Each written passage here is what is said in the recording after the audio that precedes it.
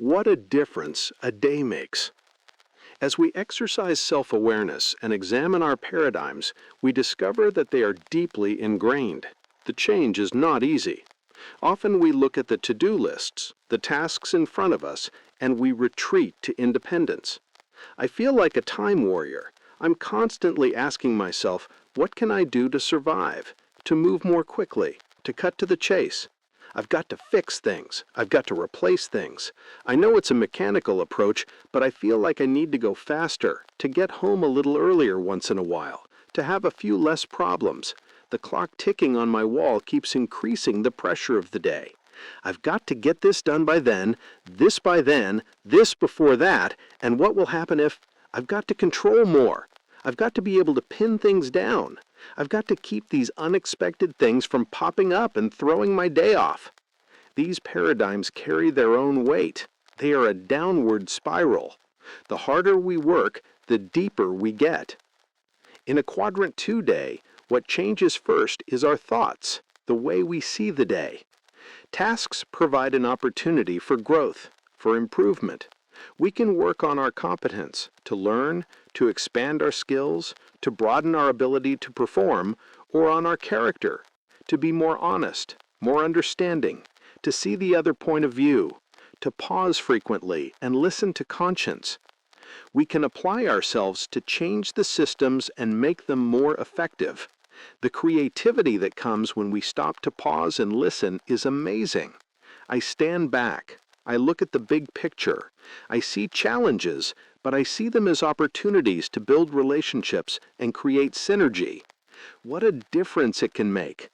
I look forward to personal orienteering, to pausing to check my compass and maps. I ask myself, how does it fit?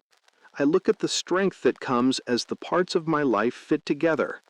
I'm amazed at what I can learn when I stop and look at the processes of my life, what happens when I'm in harmony with principles. I see a pattern, a beauty, an order. The more I align with principles, the more opportunities I see. I'm accomplishing something. I feel growth. I feel contribution. I'm making a difference. Slowly but surely, my vision and mission are coming to pass. I feel my trustworthiness growing. I'm gaining strength of character and competence. My trust in others is increasing. It's exciting. Sometimes it's tough. We make mistakes. We fall back into old habits of urgency addiction, old paradigms of getting more done in less time, even if what we're doing is in quadrant 2. But the more we exercise personal leadership and move into quadrant 2, the more we can feel growth, feel life. It gets better. It's an upward spiral. Each part of life starts to add to the others. There's more of every good thing. The peace of the results, we know not of the future, and cannot plan for it much. But we can hold our spirits and our bodies so pure and high, we may cherish such thoughts and such ideals, and dream such dreams of lofty purpose, that we can determine and know what manner of men we will be, whenever and wherever the hour strikes that calls to noble action. No man becomes suddenly different from his habit and cherished thought. Roger, as I drive up into the canyon to Sundance, where we do many of our programs, I often become aware of a change that comes over me. The hustle and bustle of the office with its demands and concerns evaporates as I begin to feel a part of the majesty of the mountains, the flow of the river, and the blend of colors and shapes. I find myself listening more. There's a stillness where I can hear more clearly. I become increasingly more peaceful as I allow the inner voice to speak. These times are some of the most precious to me because I touch something that is often set aside, but is richer than many of the things I embrace daily. I find myself reviewing, rethinking, and recommitting. Many of us feel a sense of peace when we're out in nature. We feel a sense of timelessness. We become aware of the reality and absolute operation of natural law. We become aware of our own almost insignificance in relation to it. We can't change it, we can't control it, but the thought is somehow reassuring. We feel content to be a part of something so awe-inspiring and unarguably there. There's a sense of balance and harmony in nature. Seasons come and go with regularity. There are cycles of life, giving and receiving in a beautiful, harmonious whole. Even cataclysmic events, storms, earthquakes, floods, are part of a larger harmony, a natural cycle of growth and change. Nature is always becoming. The beauty of nature constantly unfolds in accordance with its laws. Nature teaches us much about peace. It reminds us that there are laws and that they are in control. With that reminder is a sense of comfort that there is order in the universe. We might as well attempt to reorder the seasons or annul the effects of gravity as to change the consequences of violating natural law in the human dimension. We simply cannot be a law unto ourselves without consequences. Peace and quality of life come only as we discover and align with the fundamental laws of life. What is peace? The peace we're talking about is obviously more than the absence of war.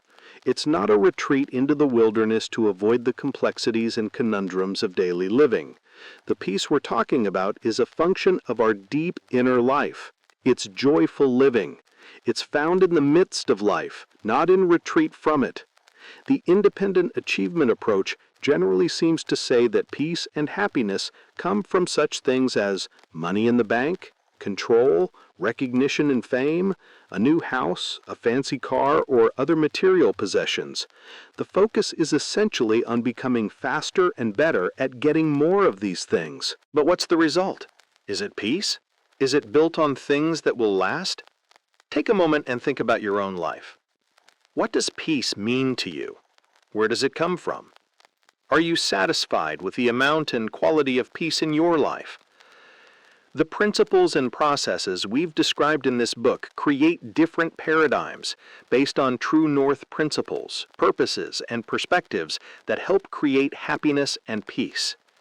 In nurturing these paradigms and principles of the fourth generation, we can see how all the true strengths of the first three generations of time management are retained and enhanced, and the weaknesses eliminated.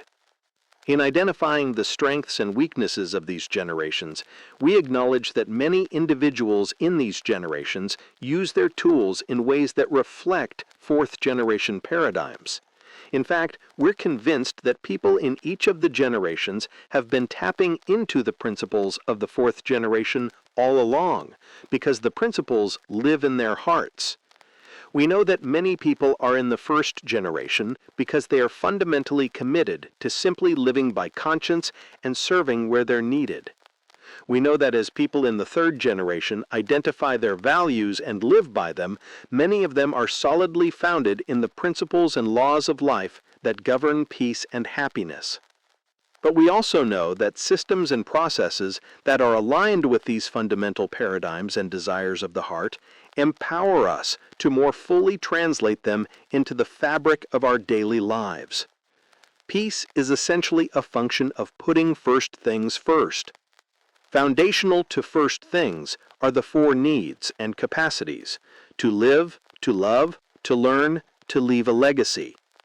Putting first things first is a function of using our four endowments: self-awareness, conscience, independent will, and creative imagination, to fulfill our needs and capacities in a principle-centered way.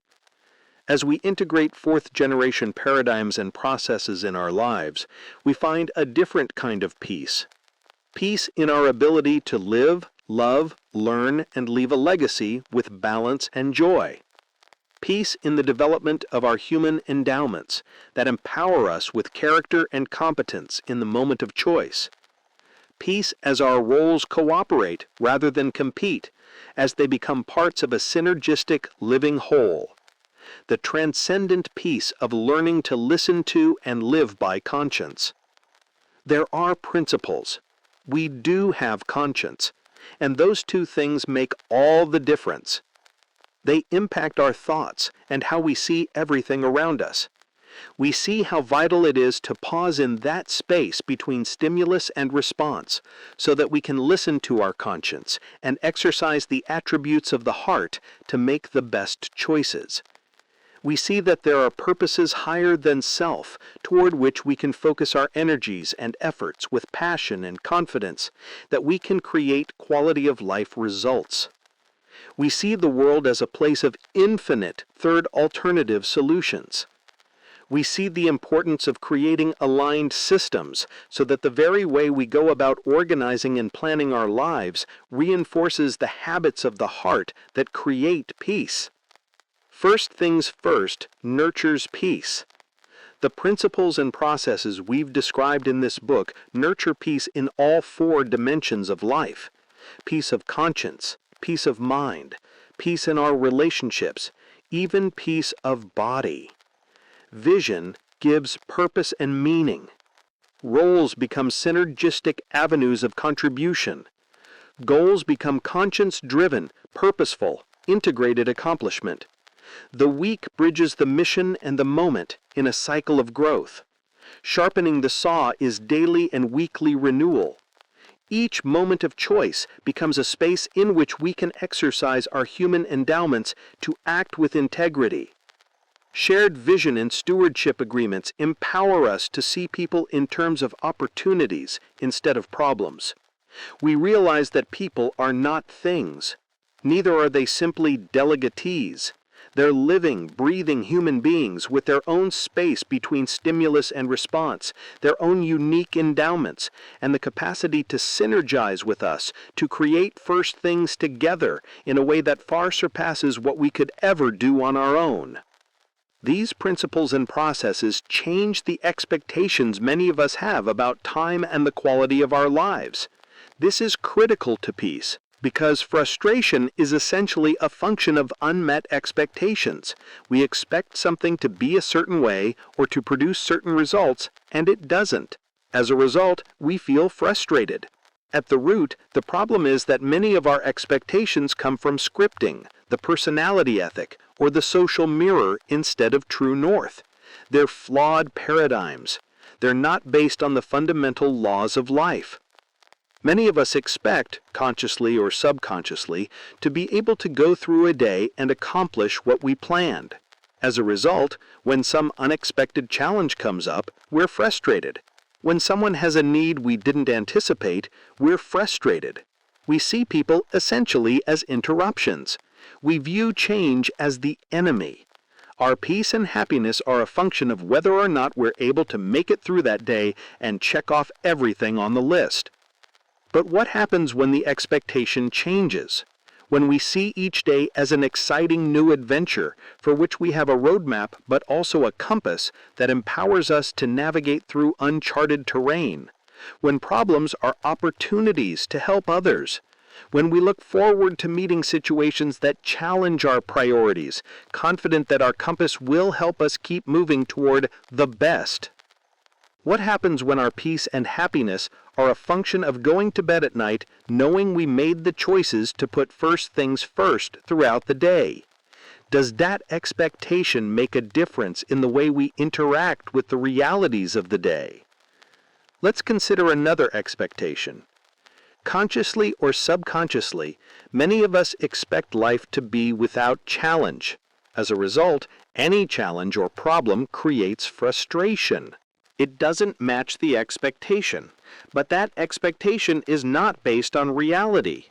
Opposition is a natural part of life, just as we develop our physical muscles through overcoming opposition, such as lifting weights. We develop our character muscles by overcoming challenges and adversity. As M. Scott Peck observed in The Road Less Traveled, life is difficult. This is a great truth. One of the greatest truths. It is a great truth because once we truly see this truth, we transcend it. Once we know that life is difficult, then life is no longer difficult, because once it is accepted, the fact that life is difficult no longer matters. If our expectation is that there will be challenge, then challenge does not create frustration. For another example, many of us expect other people to agree with us, to carry out what we feel should be done. When others disagree with us, when they have questions or concerns, when they don't enthusiastically support our decisions, or when they come up with alternative ideas, we feel frustrated. What difference does it make when we expect people to see things differently, when we value that difference, when we anticipate the synergistic use of human endowments to create third alternative solutions? Unmet expectations create frustration, but our expectations are within our control. We're not talking about lowering our expectations, but about basing them on the realities of true north. One of the richest areas for eliminating much of the frustration we experience in our lives is to examine our expectations. Whenever we feel frustrated, we can go back to the root of the problem. What expectation did I have that's been violated? Was that expectation based on true north? What should I do to change the expectation? What can I learn from this that will affect my expectations in the future? When our expectations aren't based on true north realities, we set ourselves up for frustration and lack of peace. The two keystones, contribution and conscience. Of all the principles and processes we've discussed, the two most essential keystones to peace are contribution, to leave a legacy, and conscience. While each of the four needs is vitally important, contribution gives meaning to and energizes the rest. While each of the four endowments is vitally important, conscience gives meaning to and energizes the rest. Together, contribution and conscience help us know where we want to go and how to get there. Contribution. Recently, the Covey Leadership Center participated with our local PBS station in making available to the public broadcasting system a video dramatization we developed and filmed in England. The central figure in this remarkable story is an Englishman who transcended a childhood spent as a street urchin to become a reasonably successful writer with a nice home and a loving family. At the time of the story, however, he had reached a point where he was experiencing writer's block. For some time he had been unable to feel inspired in his writing. It seemed his creativity had turned off. His debts were mounting. He was under tremendous pressure from the publisher. He was becoming more and more depressed with a growing fear that his own children would end up on the streets, like so many he saw around, like he himself had as a youth. He was discouraged. He couldn't sleep. He began to spend his nights walking the streets of London. He saw the poverty, the inhumane conditions of children working nights in the factories, the terrible struggle of parents trying to eke on a living for their families. Gradually, the full reality of what he was seeing began to hit him, the impact of selfishness and greed and those who would take advantage of others. An idea touched his heart and began to grow in his mind. There was something he could do that would make a difference. He returned to his writing with an energy and enthusiasm he had never known. The vision of contribution impassioned him, consumed him. He no longer felt doubt or discouragement. He didn't worry about his own financial concerns. He wanted to get this story out, to make it as inexpensive as possible, to make it available to as many people as possible. His whole life had changed. As a result, the world was changed. Charles Dickens' masterpiece, A Christmas Carol, has brightened the lives of millions of people around the world. For 150 years, his vision has left a wonderful legacy of hope, warmth, and caring. Most of the ends of the independent achievement paradigm, in and of themselves, are empty. Without a context of meaningful purpose, they're illusory. They create cotton candy satisfaction. Only as we focus more on contributing than consuming can we create the context that makes peace in all aspects of life possible. It's in leaving a legacy that we find meaning in living, loving, and learning. Conscience. Much of the third generation includes some combination of self-awareness, independent will, and creative imagination. But without conscience, there is no peace. Stephen. At one time when I was working at a university, I had the privilege of hosting a prominent psychologist and former president of a national psychological association. This man was considered the father of integrity therapy, a method of psychological treatment based on the idea that peace of mind, true happiness, and balance are a function of living a life of integrity to conscience. He believed that conscience tapped into the universal sense of right and wrong common to all enduring cultures, religions, and societies throughout time. One afternoon, between lectures, I drove him into the mountains to see the breathtaking views. I took the opportunity to ask him how he came to believe in integrity therapy. He said, "It was very personal. I was a manic depressive, and most of my whole life had been a series of highs and lows. Over time, as I counseled people, I would begin to feel stressed and very vulnerable. I would start slipping into depression, almost to the point where I wanted to take my life. I had enough awareness of what was happening because of my professional education and my professional activity that I knew I was dangerous. At this point, I would institutionalize myself to preclude taking my life. After a month or two, I could come out and go back into my work. Then, after a year or so, I would slip back into it, hospitalize myself, and gradually come back to go on with my research and writing." He continued, "As we were driving along and he began to share these things, I became very sobered and humbled. I was also a little scared of what he might say." He continued, "I decided to make a major break. I gave up my mistress, I came clean with my wife, and for the first time in many years I had peace. A kind of peace that was different from what I had experienced when I came out of my depressions and went back into productive work. It was an inner peace of mind, a kind of self-honesty, a kind of self-unity and integrity. It creates a false integrity of alignment with extrinsic things. And consider the cost. How much time and energy is spent worrying over who has the most, does the most, looks the best, lives in the best part of town, has the largest office, makes more money, does more work, is of the most value. When the cry of competition is louder than the whisper of conscience, what's the impact in terms of really putting first things first in our lives? The antidote for the poison of pride is humility. The humility to realize that we're not an island, that the quality of our lives is inseparably connected to the quality of the lives of others, that meaning is not in consuming and competing, but in contributing.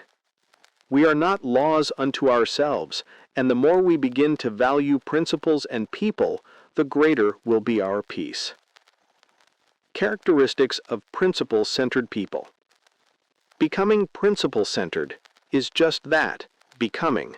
It's not arriving, it's a lifetime quest. But the more people align their lives with true north, the more they begin to develop certain characteristics common to principle-centered people. They're more flexible and spontaneous. They're not chained to plans and schedules. Schedules are important, but not all important. Principle-centered people see life as an adventure. They're like courageous explorers going on an expedition into uncharted territory. They're really not sure what's going to happen, but they're confident it will be exciting and growth-producing, and that they will discover new territory and make new contributions.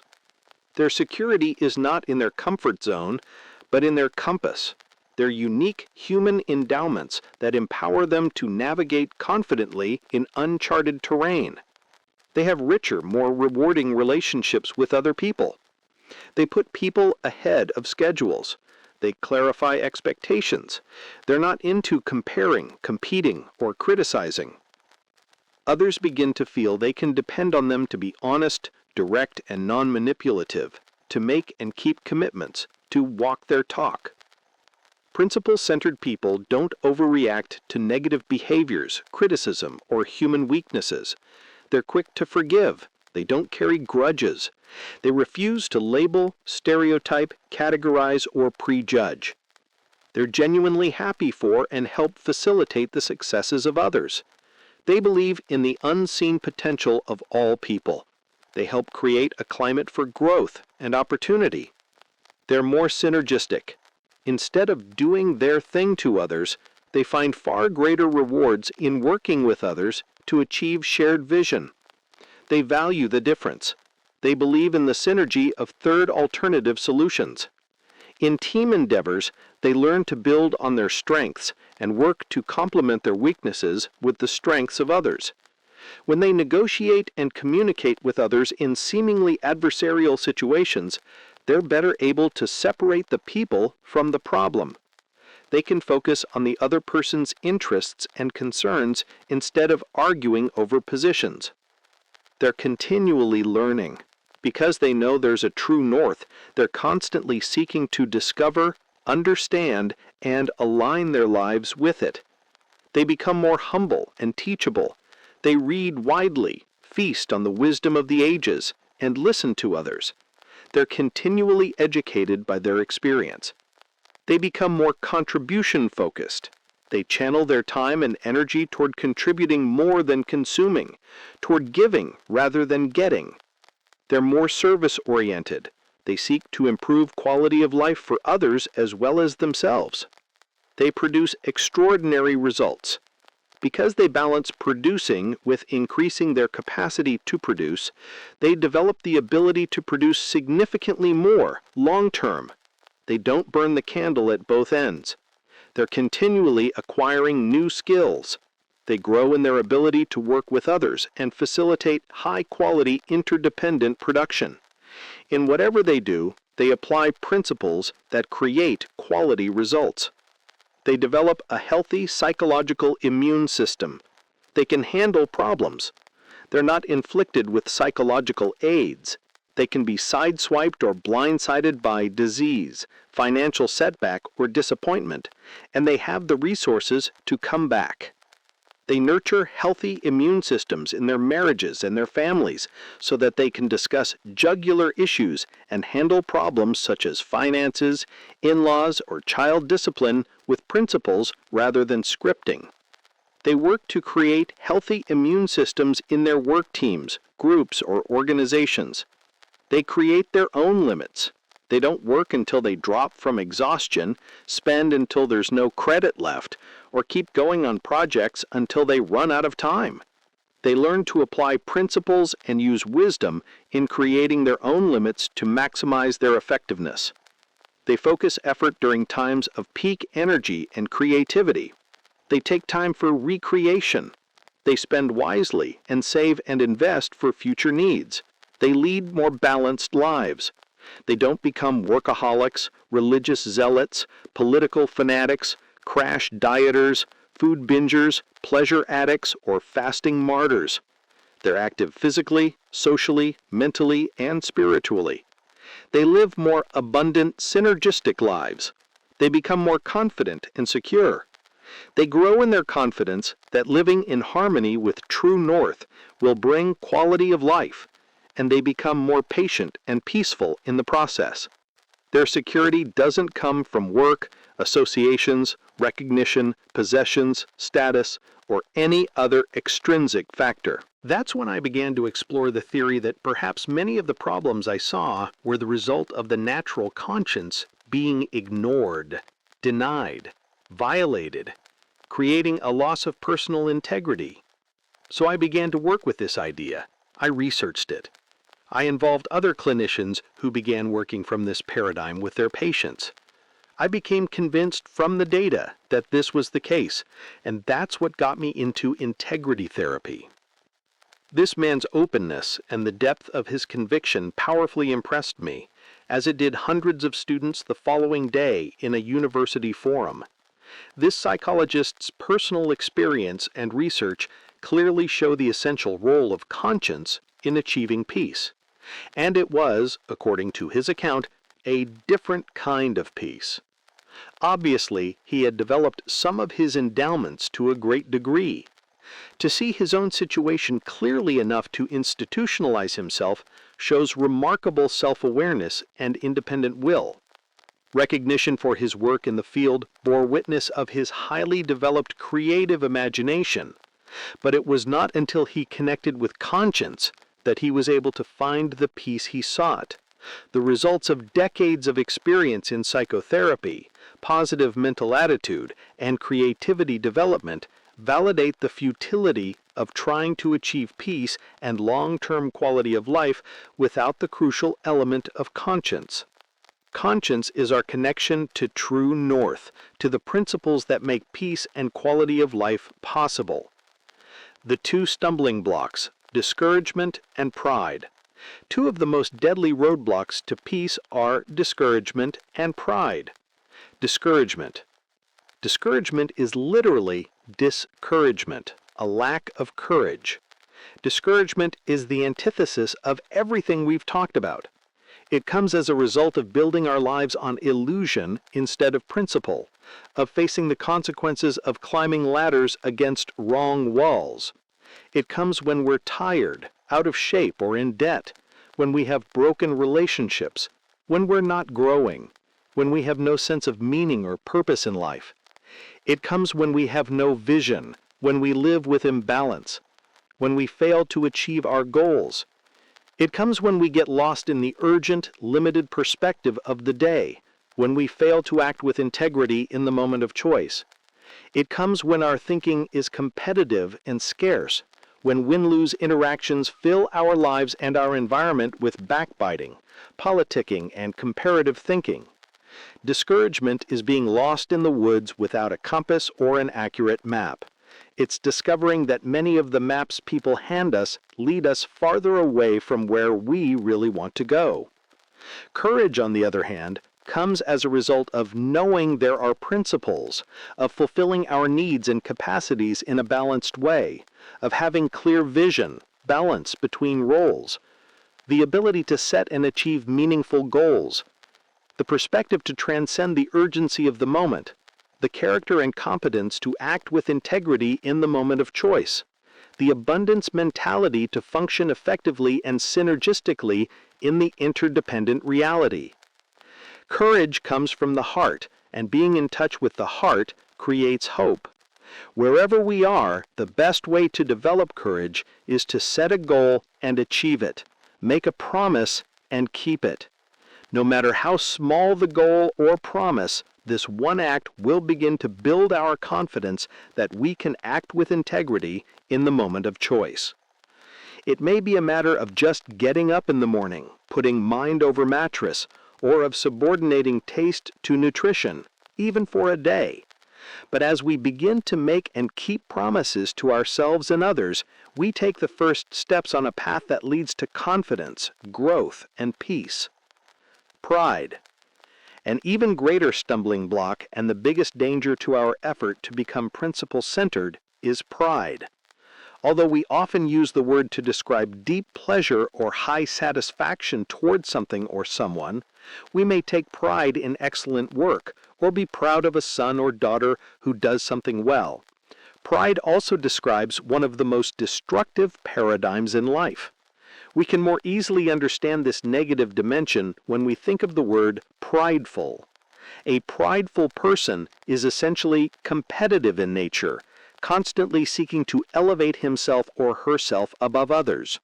In the words of C.S. Lewis, pride gets no pleasure out of having something, only out of having more of it than the next man. It is the comparison that makes you proud, the pleasure of being above the rest. Consider the impact of pride in fulfilling our fundamental needs and capacities. Pride in living means people are not so much concerned with whether their income meets their needs as they are that their income is more than someone else's. They're always comparing their appearance, their hair, their clothing, their physique to that of others. Pride in loving comes when people measure their worth by the number and prestige of the friends they think they have, or the amount of praise they receive from others. Pride in learning is not so much in what they know, but in whether they have the best degrees, the highest status. Pride in leaving a legacy is not finding meaning in giving, but in giving more than others, in receiving recognition for giving. Pride is the ultimate emotional parasite. There is no deep joy, no satisfaction, no peace in it, because there's always the possibility that someone else is better looking, or has more money, more friends, a bigger house, or a newer car. Pride is insidious because it pollutes meaning and purpose. It dulls, ignores, and even dethrones conscience. As C.S. Lewis observed, pride is a spiritual cancer. It eats up the very possibility of love, or contentment, or even common sense. It eventually leads to hate, envy, and war. Prideful people get their security from how far up the ladder they are compared to others, rather than whether or not their ladder is leaning against the right wall. They feel worthwhile when they see people beneath them. The reward, the focus, is being ahead, even if it means being ahead in the wrong things. And as well, from the top looking down, there's a pride that comes from the bottom looking up. In the words of former U.S. Secretary of Agriculture and religious leader Ezra Taft Benson, most of us consider pride to be a sin of those on the top, such as the rich and the learned, looking down at the rest of us. There is, however, a far more common ailment among us, and that is pride from the bottom looking up. It is manifest in so many ways, such as fault-finding, gossiping, backbiting, murmuring, living beyond our means, envying, coveting, withholding gratitude and praise that might lift another, and being unforgiving and jealous. Pride is the essence of the scarcity mentality. It's devastating to peace.